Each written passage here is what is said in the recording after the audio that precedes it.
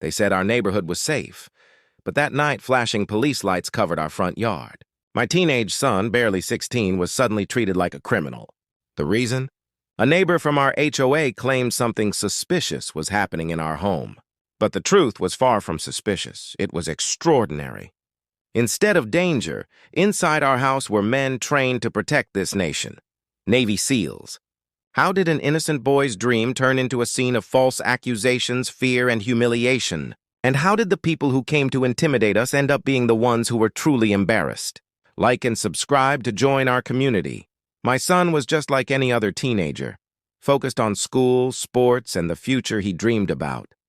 At only 16, he carried himself with a quiet determination that made me proud. He wasn't out causing trouble. He wasn't hanging with the wrong crowd.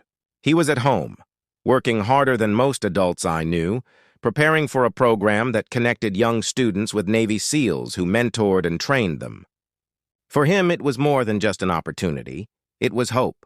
A chance to learn discipline, strength, and leadership from men who had served their country at the highest level. Our home should have been a safe place for that kind of growth. But in our neighborhood, under the watchful eyes of a strict HOA, even normal moments could turn into targets. One neighbor's prejudice, one false assumption, was about to unravel everything. What started as a boy chasing his dreams was about to become a night that tested all of us. It started with whispers, the kind of neighborhood gossip that spreads faster than truth. A few people noticed strangers coming to our home, men in uniform, disciplined, serious. To us, they were mentors. To the wrong eyes, they were trouble. The HOA had always kept a tight grip on appearances, but this time, it wasn't about rules. It was about prejudice. One particular neighbor seemed to watch our house like a hawk. Every time my son stepped outside with his training gear, their curtains shifted. When the Navy SEALs arrived for a session, parked cars instantly became suspicious vehicles. And when my son's determination to push through his workouts grew louder, so did the complaints.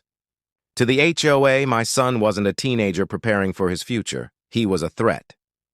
It didn't take long for the accusations to become official. Strange men entering the home, possible gang activity, and the most painful one of all, disturbance caused by a young boy who didn't belong. The words cut deeper than anyone could imagine. Without a shred of evidence, they called the cops. And on that night, the flashing lights arrived, turning our quiet street into a stage for humiliation. My son stood frozen as officers stormed onto the lawn. Neighbors peeked from their windows, some whispering, some smirking, as if this was the proof they'd been waiting for. Imagine being 16, guilty of nothing but working on your dream, and suddenly treated like a criminal in front of your entire community. That's the weight of racism. It doesn't just accuse, it condemns, before truth ever gets the chance to speak. The officers questioned him sharply, their tone more accusatory than curious. The HOA representative stood nearby, arms crossed, satisfied, as though this was the moment they had orchestrated all along. My son's shoulders sank, the pride he carried replaced by fear. But inside that house, behind the very door the police were about to open, stood men whose presence would flip the entire situation upside down. Because this time, the ones answering the door weren't just family, they were Navy SEALs. And the night was about to take a turn that none of those officers or the HOA saw coming. The knock on the door was heavy, urgent, the kind that makes your chest tighten. My son barely breathed as the officers demanded entry, their hands resting too close to their weapons. In their eyes, he wasn't a child anymore, he was a suspect. The HOA representative stood nearby, watching with quiet satisfaction, as if this spectacle were the justice they had been waiting for.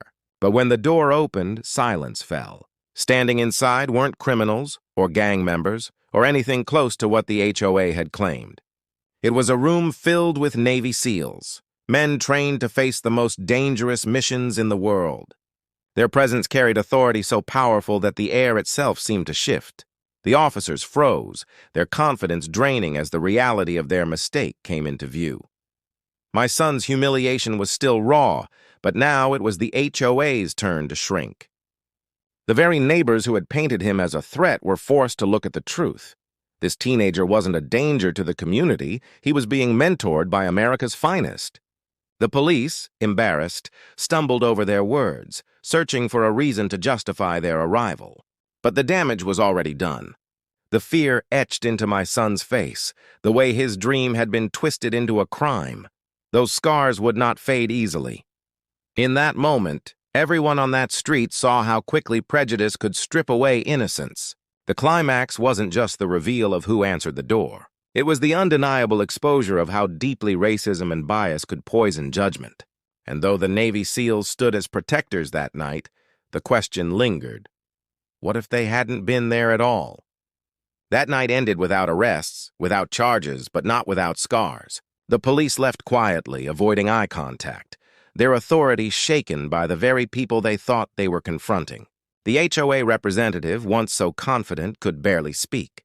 For my son, though, the damage lingered. He had been treated like a criminal in front of his neighbors simply because of who he was, because prejudice had whispered louder than truth.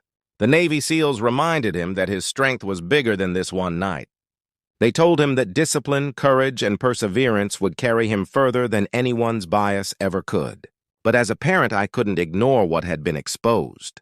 My son's dream had nearly been crushed, not by failure, but by racism hiding behind neighborhood rules and false assumptions.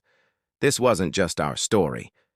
Across the country, too many families face the same humiliations, where skin color or heritage becomes a reason to suspect, accuse, or condemn. Every time it happens, trust is broken and futures are threatened. In the end, the greatest lesson wasn't just for my son. It was for everyone watching that night. Judgment without truth destroys communities. Racism, even when disguised as concern or rules, still leaves real scars. So I'll leave you with this question. If it were your child standing there, innocent yet accused, how would you want your neighbors to treat them? Think about it. And maybe, just maybe, the next time we see something we don't understand, we'll choose compassion over suspicion. If it were your child standing at that door, innocent, yet treated like a suspect, how would you want your neighbors and community to react? If this story touched you, don't just watch. Be part of the change. Hit subscribe and join our community of voices that matter.